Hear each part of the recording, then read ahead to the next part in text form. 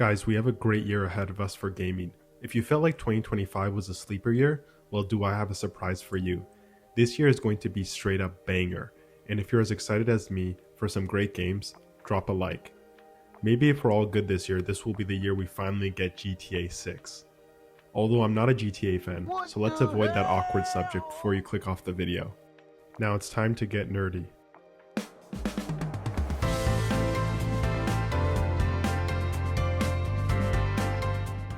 Here are my 5 most anticipated games coming out in 2026.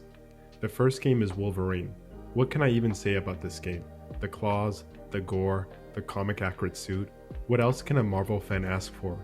If you're not a Wolverine fan, first of all, what's wrong with you? Go fuck yourself. This game might turn you into one. It looks like they're not holding anything back and are giving us a full Wolverine experience. Just like how Marvel's Spider-Man made us feel like Spider-Man, this game is going to make you feel like Wolverine. What exactly does that mean? No clue. I think it involves going to bars, getting into fights, and then revealing you're an immortal adamantium god to a random drunk guy. Or maybe it just means causing enough trouble to get the X-Men's attention.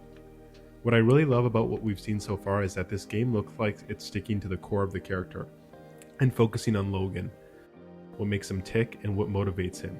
I want to understand Logan on a deeper level, understand the burden of his life, but also stick my claws into anything that moves. I also feel like this game is going to make me extra grumpy and act older, which is good because I do need some maturity. Another thing is that this game looks like it's concluding Mystique, it's the Sentinels, and Omega Red, so it really feels like it's kicking off a proper X-Men gaming universe. That gets me really excited for the future. I trust Insomniac Games and know they can deliver on both story and combat. The only question is, should there have been more blood? That's a joke. I think the blood meter is already at 11 out of 10, whatever that means. The second game is 007 First Light. James Bond has finally returned to the world of gaming.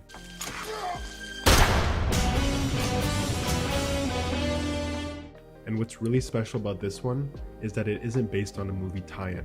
It has its own Bond, its own story, so it can really be the James Bond movie we all deserve. Daniel Craig definitely left his mark on the franchise, but in my opinion it's time for some new blood. And while I haven't really been the biggest fan of the recent movies, I think gaming is where James Bond is really going to work for me. From the gameplay we've seen, it has everything you need. Cool gadgets, insane action set pieces, expensive cars, and a bit of swag. I think we're missing something though. Oh yeah, hot women, yes, and a lot of them. I also hope that the game lets us choose if we want our martinis shaken or stirred. Player choice is important. And Lenny Kravitz somehow being the villain in this game is so cool. It definitely has some aura to it. What I'm really looking forward to is a fully immersive Bond experience that can create a new Bond fan and give us something we haven't really seen before, an inexperienced Bond. Seeing the journey he has to go on to become the Bond we all know and love, and one that's more inspired by the Ian Fleming books. The third game is LEGO Batman Legacy of the Dark Knight. Look, we are all starved for more Arkham games, and LEGO has us covered this time. Arkham Knight came out in 2015, and thankfully it only took 11 years for the next installment, this game. If you ask me, the graphics are an upgrade. Just kidding, I'm still in pain from the long wait. And I'm not counting Arkham Shadow, the VR game, which I can't bring myself to finish, because I'm way too lazy to play in VR. I mean, who wants to stand up? This game really feels like a reinvention of the LEGO formula, and a celebration of Batman's history. We'll get to explore different eras like the Nolan trilogy and Batman 89, mixing those stories together with full voice acting, which is amazing. I've been kind of iffy on LEGO games because they can get boring after a while, but this one feels like it's shaking things up, doing something different. More Arkham-like combat, more difficulty, and letting us drive whatever LEGO Batman vehicle we want. I just hope that the story comes together well, that the combat stays engaging, and we get enough abilities to keep things interesting. And if you're like me, you just want to pretend we finally got a Batman Beyond game and play as Terry McGinnis. A nerd can dream after all.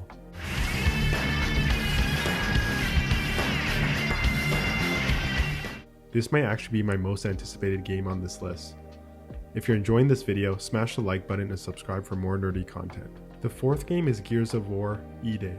We haven't seen too much of this one yet, but it promises to return Gears to its roots, leaning back into horror like the first game. Going back to when the Locusts first emerged and being back with Marcus and Dom is honestly a dream. And what I'm really excited about is kicking Locust's ass in Unreal Engine 5. That's going to be incredible. Just throw me a Lancer and let's get started. I really hope this game re-energizes the franchise and brings the hype back. Gears of War is such a special franchise, up there with Halo and Uncharted, and people need to remember that. If anything, I hope this game brings us back to the glory days of the original trilogy, while still feeling fresh. This world is incredibly interesting, and I hope we get more lore that recontextualizes the later games. I loved Gears Reloaded, and just want more from this series. I want to be scared of Berserkers again.